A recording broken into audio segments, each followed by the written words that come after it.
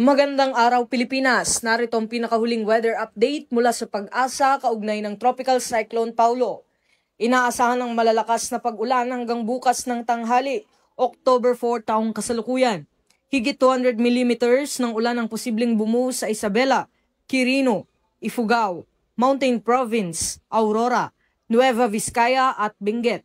Samantala 100 hanggang 200 mm ang inaasahan sa Cagayan, Apayao, Abra, Kalinga, Nueva Ecija, Ilocos Sur, La Union at Pangasinan.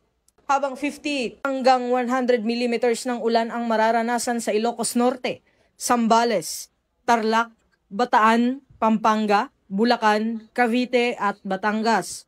Paalala naman ng Pag-asa, mas malakas pa ang epekto sa mga bulubunduking lugar at maaaring lumala dahil sa mga naunang pag-ulan. Pinayuhan naman ng mga lokal na pamahalaan at publiko na maganda laban sa posibleng pagbaha at landslide.